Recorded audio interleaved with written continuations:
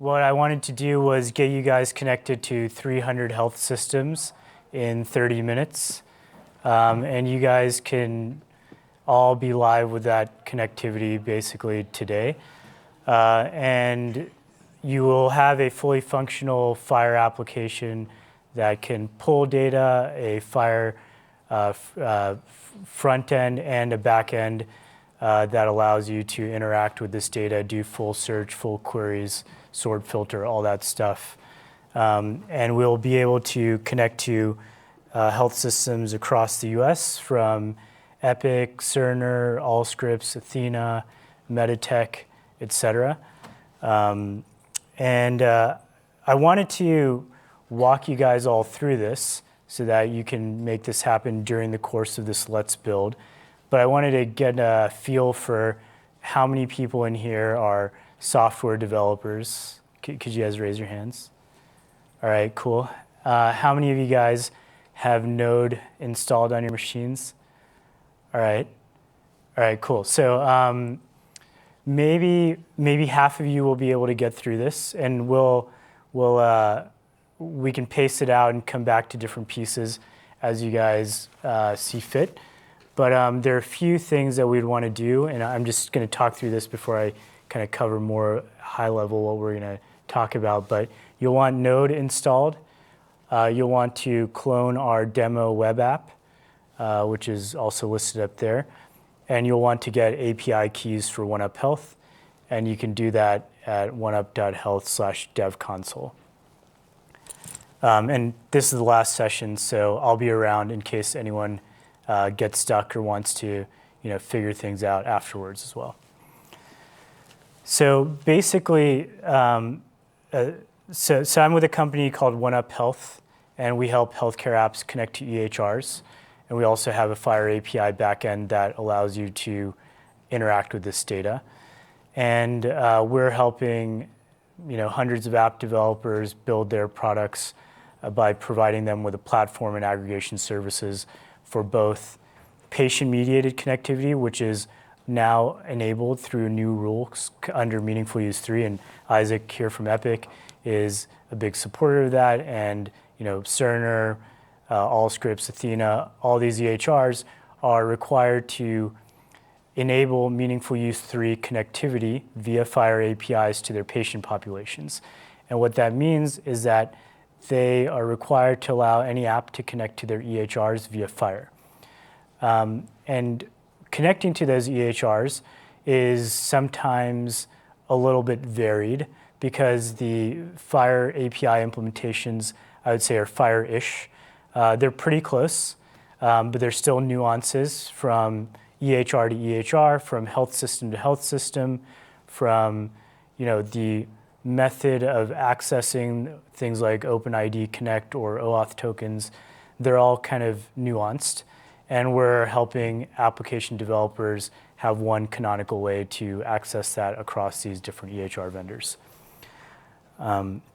So 2019 is the first reporting year for this, and that's why all these EHRs are upgrading their health systems to support these new rules.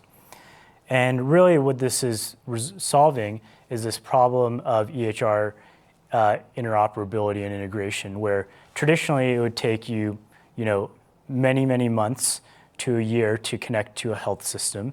And that requires creating agreements with these health systems, signing off with security audits, getting BAAs, doing technical integrations, a huge sales cycle, before all of that, before you could ever get your first piece of data. And on average, that takes anywhere from 3 months to like 2 years. And what you can now do via patient-mediated authorization is literally get connectivity in seconds to health systems. And you can do that via these EHRs like Epic's patient-mediated APIs or Cerner, et cetera. And we're also aggregating that to be a one kind of point source for those connections. So what we enable is a FHIR API backend, user permissions management, clinical data and sensor connectivity, and open data for like LOINC, SNOMED, ICD, and NPIs, all that stuff, so that you can kind of get up and running literally in seconds.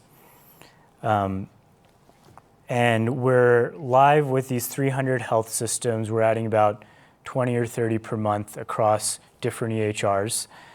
And this covers about 70% of the US population. It includes large swaths of the population like Medicare. It also includes some of the largest health systems in the US and a bunch of smaller orgs that may be on like an Athena or Meditech EHR. So let's just jump into the code. So we have this demo web app that you can clone. It's at GitHub OneUpHealth/OneUpWebApp. All you have to do is git clone and this URL. And so go into whatever folder that you want to clone this in and clone the web app. And after that, you can add client IDs and secrets. And if you haven't already done so, you can get that at OneUpHealth/DevConsole. You can create an account right here, and you'll get an email to authorize access.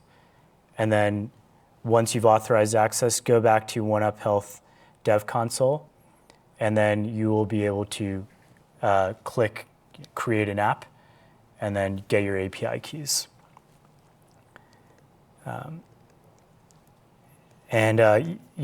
Keep doing that, whoever's doing that, and others can follow along on my screen. So once you've gotten your API keys, you basically create environmental variables in your bash RC and bash profile. And I've already done that on my side so that I don't share them on the screen. That's a pretty straightforward process. On Windows, you can do that via a few different steps. This is just a standard setting your environmental variables. And then you can add your client ID to a config file here, which is in the demo web app folder. It's just under config, and it's this client ID that you would replace. And then once you've done that, you can just do an npm install and npm run dev. And I'm going to jump into the npm run dev now. So what we're using is a framework called Next.js, and it allows you to build a single page app that makes API calls basically on every request.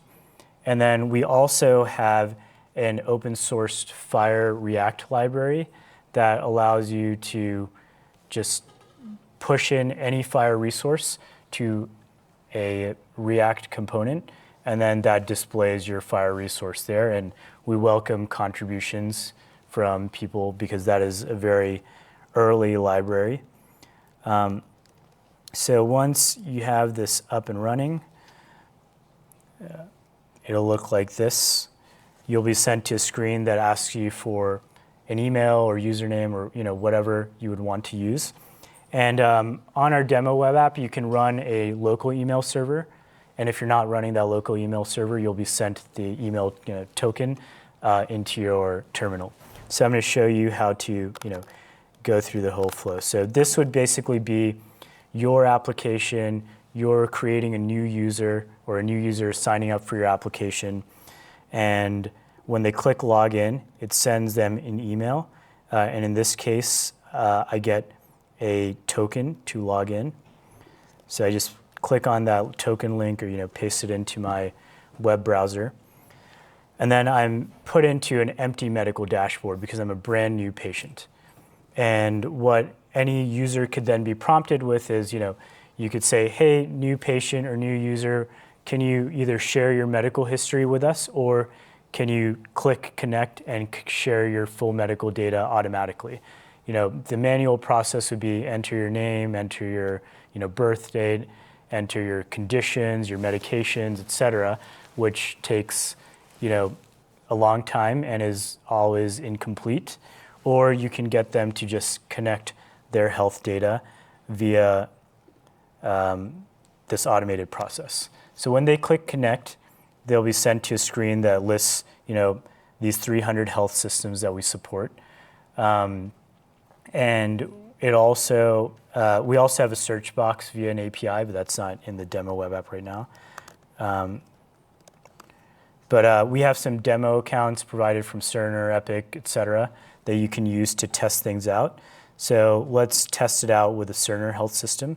So when you click connect as a patient, you'll be directed to your patient portal, and you enter your username and password. And the test credentials for that are on the README, so you can click into that and see the credentials. So when the user clicks sign in, they will be presented with a screen that says, hey, I need to authorize access to my personal information, immunizations, conditions, allergies, et cetera. And then the patient just clicks authorize. And what's happening here is OneUp Health is querying the health system's APIs. We're directing the patient back to you. And then when the patient lands back on the app, then they basically have their full medical record. You have all their demographics, you have their encounters, observations, and here's the raw FHIR data coming in as an observation. It's got the LOINC codes, it's got this one's tobacco use, et cetera. And that process takes 10 times longer to explain than it actually takes to do, which is a good thing. So basically what this means is that you guys, literally, in the course of this 30 minutes or this afternoon, can also be connected to these health systems, and patients across the entire US could basically authorize access to their EHR data to your apps without you having to talk to these health systems or develop BAAs or other arrangements like that that usually end up taking many, many months, and often for smaller organizations are just met with a blanket, no, you can't have access because you were developing an app just for 5 patients at my health system because you're developing an app for a rare disease, or because your app is only for patients on this medication, or whatever the use case is. You guys can now create those apps that may span a large population across the US, but may be spread out across different health systems and different EHRs without having to necessarily get that buy-in from each of these organizations yourselves. And the type of data that you get via these connections are these specific FHIR resources. So you get the patient's demographics, all the practitioners. Yep, go ahead. So Ricky, would you mind clarifying buy-in from health system organizations? So does that mean that OneUp Health has gone and gotten buy-in from health system organizations? When is that actually required and when is that not? Yeah. Because for any of this Epic stuff, that's not a required step. Correct. Totally agree. So for Epic, I agree. You guys can go direct to Epic and get this connectivity. But for other for other EHRs, we have direct relationships, and even with some Epic systems, where they have to give us keys to be able to interact with this data. And basically what we're doing at OneUp is we're helping them attest to the Meaningful Use 3 rules so that they can demonstrate that their EHR or their health system can interact with a third-party app. So there is probably 30% of the health systems that we're live with, we have some direct integration or relationship with. So back on this. So patients, the practitioners, which are all the docs that the patient has seen. So with this, we also have open data that we pull from. So if we get an NPI,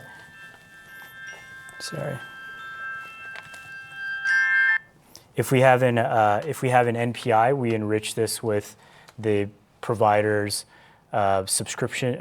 specialization data. If we get medications, we have NDC and RX norm codes that may not have display text presented originally that we help enrich. Conditions, which are like all the ICD codes from an organization for a patient. Observations, which are labs, vitals, et cetera. All this stuff you can basically get. With Medicare, we also have access to claims data.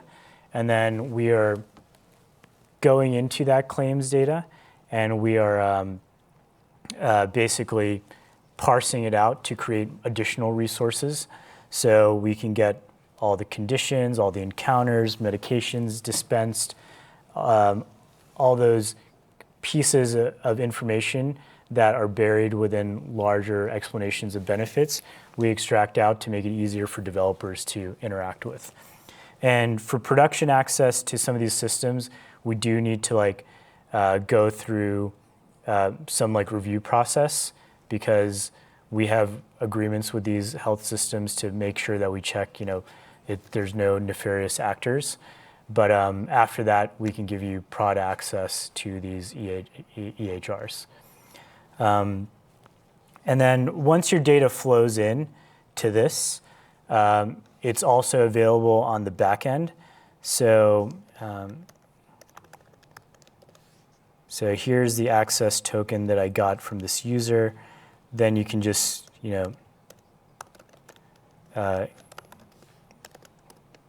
curl for that data.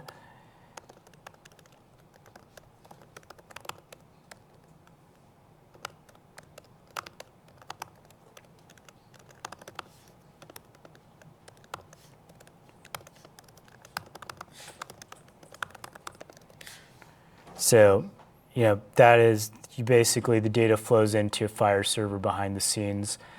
And we're kind of taking a different approach to FHIR servers. Basically, our FHIR server is fully serverless. So it's in the cloud on different stacks. So, for example, we're on AWS, but we're working on being able to deploy to your Microsoft or your Google Cloud as well. And what that means is that it's a fully managed serverless environment, so you don't have to provision databases, you don't have to deal with security, you don't have to manage servers, essentially. You don't have to deal with updates. All that is kind of taken care of for you. And because we're serverless, it can scale very linearly, and we never really encounter bottlenecks in scale. So, so that's a different approach, but I think the world is kind of moving in that model.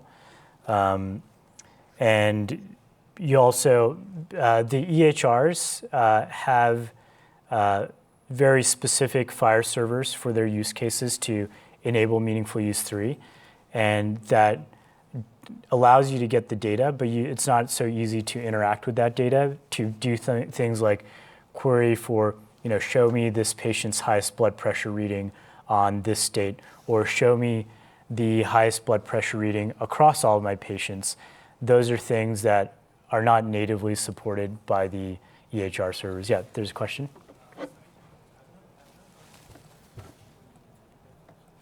Sorry, can you speak up? I haven't gotten the confirmation email. I just got the Okay, I'll take a look after. same house here. Okay, all right. Okay. Well, yeah, I'll check that out with you guys. All right. So okay, that's good to know. Yeah, we haven't tested with so many people simultaneously on that. Basically, on the server side, we're also working with FHIR bulk data. So that's new FHIR standards that are being validated through HL7 that allows you to access data in bulk for entire populations.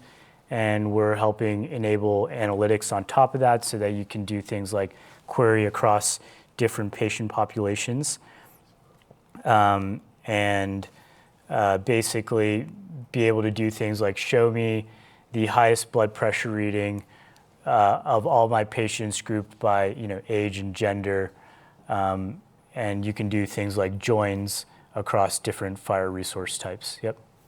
I think that's intriguing. Seems like quite a different use case than what you have worked through here technically. What you Yep. showed us technically. Yeah. The patient access, which is very intriguing. Yep. But so what you're describing that is more a population-based system. Yeah, because exactly. So you can do both, like direct patient interaction or like individual patients.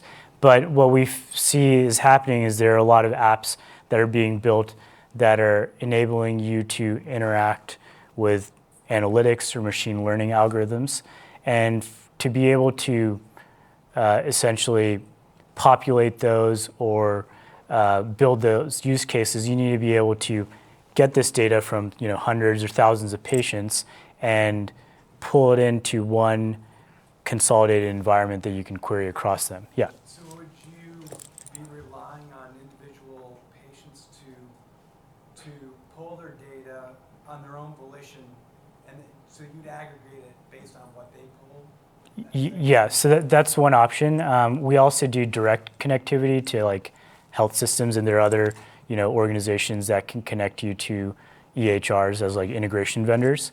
But then we take that data, we convert it into FHIR, so you can have like populations of hundreds of thousands of patients pulled in simultaneously. But yeah, like the topic of this talk was about the patient-mediated side, so I wanted to cover that more in depth. Yep. After we get data, are we allowed to save the patient's data on our database for future references? Yeah, so you can, and basically when a patient authorizes access, the rules are they're basically subject to your terms of service, and it really depends on what your terms of service say. So if you're saying that you're storing the data and the patient agrees, then that is possible. Yep. Yeah, go ahead. What processes are in place for acceptable use from the perspective of your relationships with the developer that subscribe to the service? So because the patient is authorizing access to your app themselves, we're leaving it up to them to determine what they're willing to share their data with. Like if they are, if they want to share it with an app that helps them aggregate their data from disparate sources so that they can share with the doctor, great. If they want to share it with your app because your app is going to pay them to, pay them for their data, and then you're going to sell it for 10 times as much, and the patient is okay with that, then we don't want to say no to a patient that's okay with that. What about where we're going across multiple providers directly doing aggregation, in other words, outside of the individual patient Yep. process, just getting access to your full set of data for like analytics? Yeah, so we're not enabling access to the data that patients have granted to other apps or to us, because we want to make sure that patients opt in specifically to your app. So if a patient, opts into Abigail's app over here, and they share their same data with your health system, with the same health system with you, then we have two completely independent copies of that data. There's no intermingling of this information, and we do that because we don't want to, be like Cambridge Analytica. So we have very clean, walls between our apps. What about your sources of data, universally? Yeah. Would we as a development team be able to subscribe that outside of a patient authorization process or only through a patient? So right now we're not. Our data use agreements are basically specifically for the use case that app developer or health system has shared their data with us. We're not like a clearinghouse, and we're not anonymizing the data for research purposes. I definitely agree that there's value in that, and there are some apps that are building that on top of our connectivity, but we're not doing that ourselves. We're being very clean about who, basically, if you give us data, you're the only one that can access that data. That's kind of our stance. You're pulling from the source system, Yep. storing it in your FHIR server, and then brokering out on an individual per patient Yeah. Yep. process. Yeah. You got a population of, through some sort of marketing campaign, research group, and you have 200 people pulling, and they can all go through your app, pack your data, and authorize. Those 200 people would have to authorize individually to provide that sample data. Yeah, they would have to authorize individually, exactly. Yeah. Yep. And how do you support backend services? So we store the data, but if there are two companies that are accessing the same patient's data, they're two different copies. So the patient has to authorize app 1 and app 2 separately. So that app 1 that app could access patient 1's data via backend services after the patient had shared it through patient authorization? Correct, yeah. Okay. Yep, yeah. Thank Yep. So here are a couple of examples of some apps that were built on our APIs. So basically, this company is called Patient Trials. They help keep patients engaged during clinical trials. And the reality of the world is that they found that patients spend a lot of time on Facebook. So they created a Facebook Messenger AI chatbot that helps patients connect with their data. And this is, one of those things where you would not have been able to technically or legally do this before Meaningful Use 3. Both because of the patient, the FHIR APIs that have been enabled through Smart on FHIR, and then the HIPAA kind of requirements that used to be the case, or that are still the case with direct BAA relationships. That is not the case with patient-mediated data. So with this, basically, a patient is connecting their health system data via chatbot, all automatically. Takes them 10 seconds to authorize access. Then these guys can use Facebook Messenger to make sure that, hey, are you getting your med? We saw that you didn't get the meds dispensed this week that you were supposed to get dispensed. Or, hey, we saw that you now have this other condition that another doc outside our health system, found, and that means that you may be disqualified or that there will be danger from you continuing to participate in our trial. There's a lot of use cases that exist for maintaining clinical data in clinical trial. And then here's another app that was built, and some of you guys might know or have heard of CureSoft. They presented at an HL7 event maybe last year. And unfortunately, Mike Morris, who created CureSoft, passed away from stage 4 cancer. But he had built this app that they're continuing to support to help him connect his data from literally 6 different health systems. This screenshot was only with 4, but he had connected 6 different health systems from. And you guys should watch his video on YouTube. But he connected them from UCSF, Palo Alto Medical Foundation, Stanford, et cetera. And he had docs treating him with certain treatments at Stanford, and he was getting his lab results read at Palo Alto Medical Foundation, and his docs had no idea what the lab results were. Some labs were reacting positively to treatments. Other labs were basically flatlining, but his docs were still putting him through those treatments because they really had no insight. So he was able to use our APIs to basically connect this data from disparate health systems, pull it all together and see trends on treatments and labs, and then be able to educate the docs and say hey, this is doing nothing for me. Can you stop putting me through this rough chemo or whatever other treatment it was? So there's about 300 companies using our APIs for various use cases now, all to connect patient data from these health systems. And you should basically be able to do the same and build whatever app you want to leverage this data. In addition to the patient-mediated side, you can also then use us or other integration services to write data back to the EHR. So what that means is that the docs that you interact with or the EHRs that you interact with can get data from other health systems, which is very valuable because what we've seen is that one health system only has 40% of a patient's full medical chart, basically.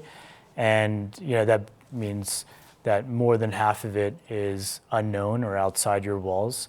And that's why I think like a lot of, there's a lot of opportunity in healthcare to basically go across borders. Yep. Yeah, so basically the way that we do it is everything that our developers interact with is standard FHIR. And you can use the patient-mediated side to connect to FHIR data from external health systems. And then that comes in to our FHIR backend. And then if you also have a direct integration with us to another health system, you can create or write a new FHIR resource and annotate it with an extension that says, go to this health system or go to that health system.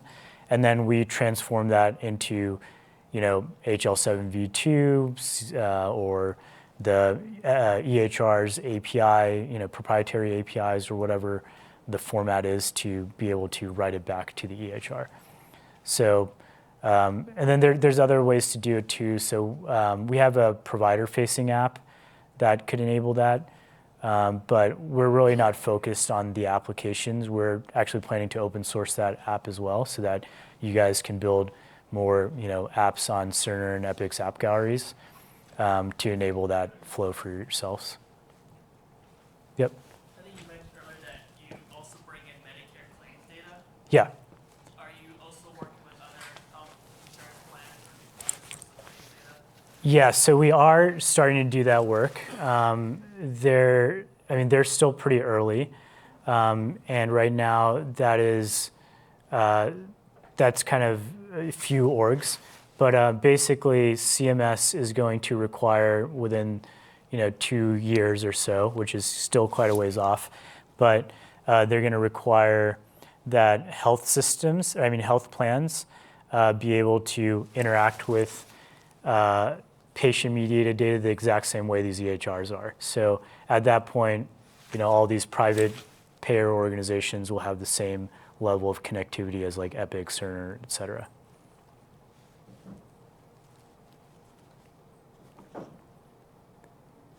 Yeah, go ahead.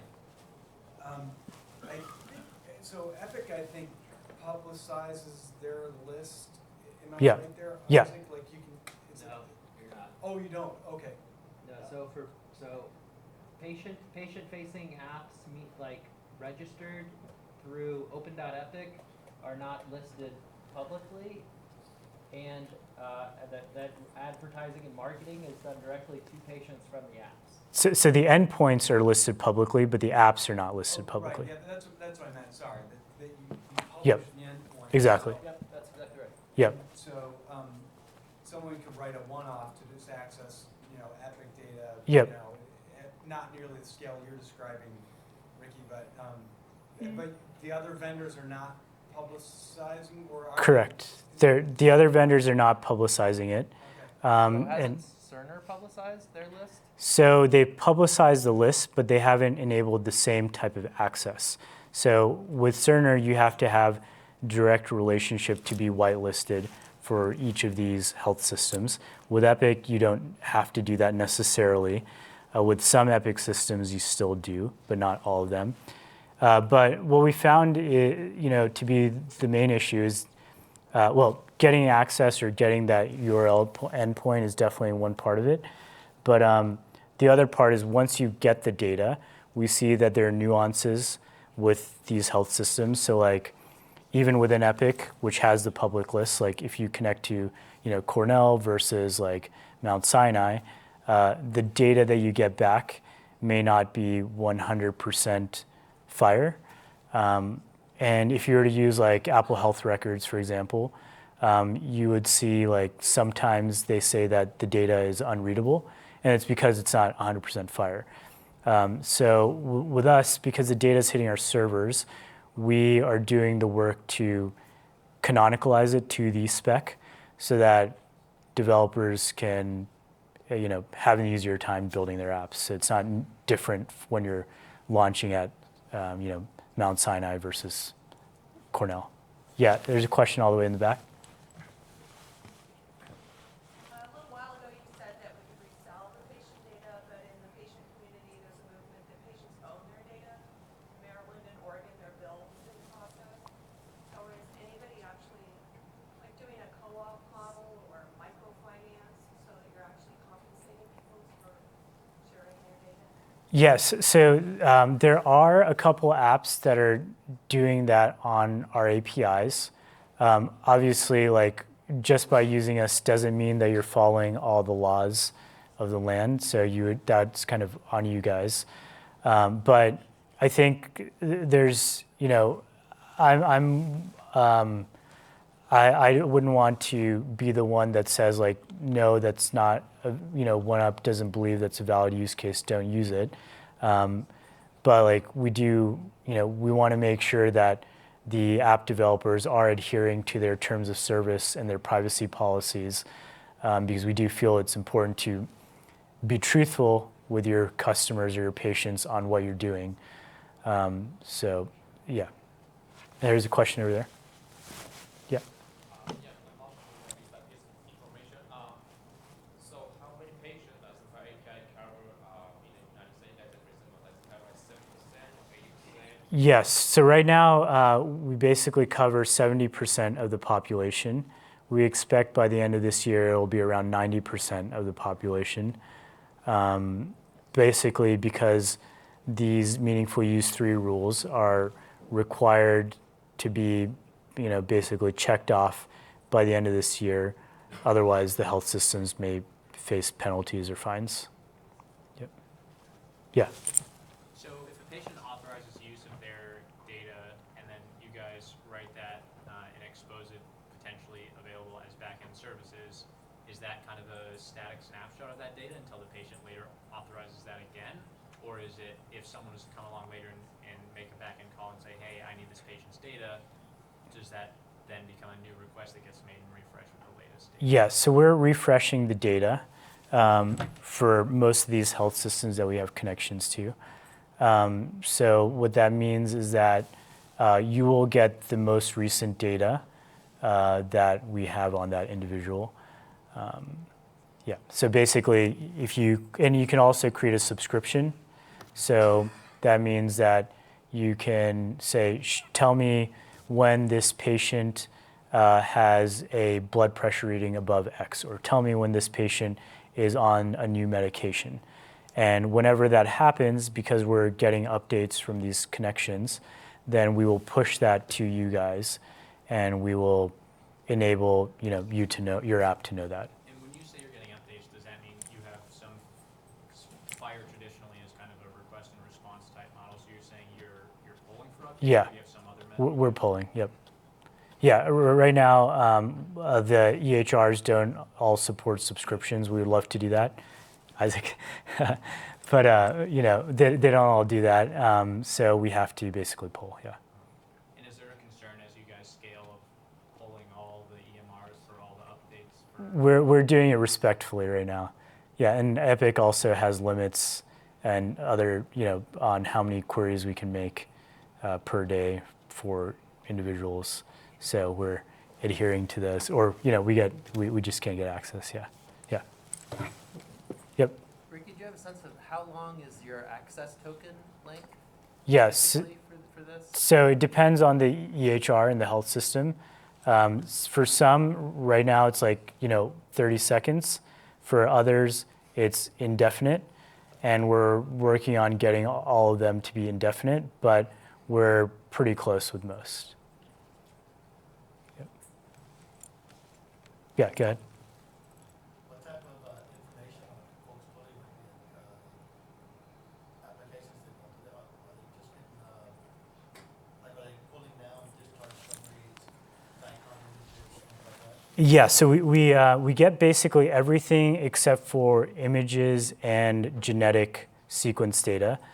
We get all the notes. So if there was an image read or a radiology report, then we would get the doctor notes on that. And I actually have some anonymized real FHIR data here, and you can see an example of one of these doctor notes. So, basically it's the full text of, what this doc is writing in. And in general, on average, basically we get about, 150 to 200 FHIR resources per health system connection. So those can be, across any of those 20 or so health systems. Yep. Sorry. So you say the notes are included. Does that mean like notes that would be included in, say, the document reference FHIR service would be included, but not actually ones outside of that, or you have something else that is like grabbing all the notes that are available? So document reference, diagnostic report, and binaries. Those are where we find the notes.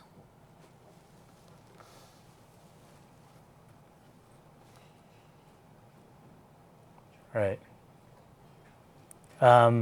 Cool. So I think that's about it. Like for those of you guys who can stick around, we can figure out where we were dropping the ball on the authorization link, and then we have a free tier, so you guys can get up and running for free. You don't have to pay us anything.